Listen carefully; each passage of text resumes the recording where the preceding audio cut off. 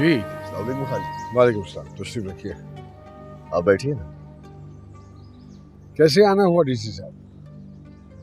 खान जी, मैं तो एक सहूलतकार के तौर पर आया, एक बेटी को उसके बाप से मिलाने के लिए। आई एम सॉरी खान जी, मुझे आपके फैमिली मैटर्स में नहीं पढ़ना चाहिए था। होम मिनिस्ट्री से मुझे डायरेक्टिव्स आए थे इनके लिए कि मैं अपनी मौजूदगी में इनकी मीटिंग आपसे करवा दूं। तुम अगर अकेली भी आती तो तब भी इस घर के दरवाजे तुम्हारे लिए खुले थे बच्चों। फिर इन्हें साथ लाने की क्या जरूरत पड़ गई तुम्हें? मुझे नहीं पता इन्हें डायरेक्टिव्स किसने दिए, मैंने किसी से कुछ नहीं कहा। चलो अच्छी बात है, तुमने घर की एक छोटी सी बात को एक नेशनल इशू बना दिया। होम मिनिस्ट्री तक अब इसमें इन्वॉल्व हो चुकी है। वाह। मुझे अपनी माँ से मिलना है। और क्या खिदमत कर सकता हूँ आपकी मैं? हाँ जी, मैं कुछ कह सकता हूँ? नहीं डीसी साहब, ये मेरे घर का एक जाती मामला है और मैं घरेलू मामलात में बाहर के किसी फर्द की मुदाखलत बर्दाश्त नहीं करता। I know Khan ji, I know. ठीक है, मैं इंतजार कर लेता हूँ, आप लोग आपस में गुफ्तगू। नहीं, अब बैठिए। अब तो वैसे भी ये बात जो है वो गलियों कूचों बाजारों न्यूज़पेपर्स चैनल्स हर जगह की जीनत बन चुकी है और बना दी है गालिबन इन्होंने। अगर आप यहाँ बैठे रहेंगे तो कोई फर्क नहीं पड़ता। आपसे कुछ भी अब छुपाने को रह नहीं गया बाकी। मैंने कहा ना आई एम सॉरी, मैंने गलत किया है, लेकिन ये सब कुछ मैंने आपके बेटे के रिएक्शन में किया है। वो मेरी माँ को किडनैप करके लाया, वो भी गन पॉइंट पे। और तुम गन पॉइंट पे उसे वापस लेने आई हो। मेरा इनसे कोई ताल्लुक नहीं है, बल्कि ये मुझे गन पॉइंट पे लेकर आए हैं।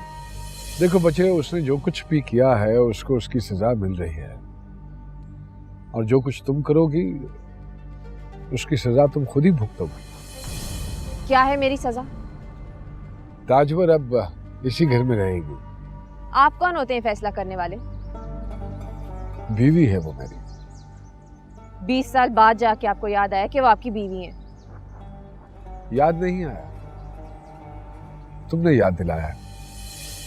अब एक काम करो, होम मिनिस्ट्री से मेरे वारंट्स इशू करवाओ ताकि डीसी साहब छापा मारकर अपनी टीम के साथ उसे यहाँ से बरामद करें। फिर खुशी खुशी ले जाना उसे यहाँ से। लाला, मेहमानों को चाय पिला के रुखसत कर दीजिएगा।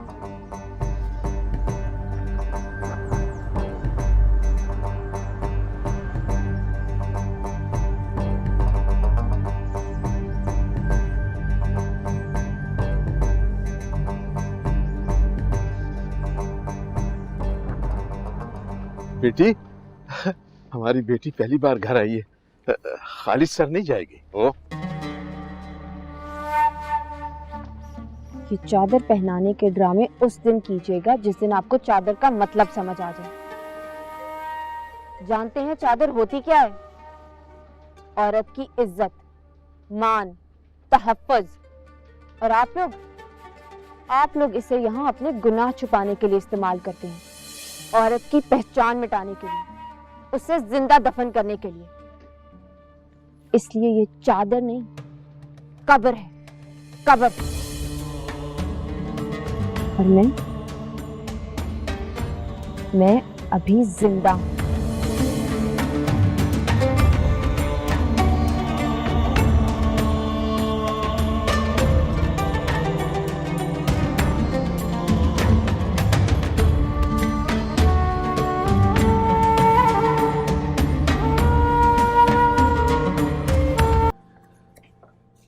मेरी बेटी इस घर में आई हो, तुमने मुझे बताया भी नहीं।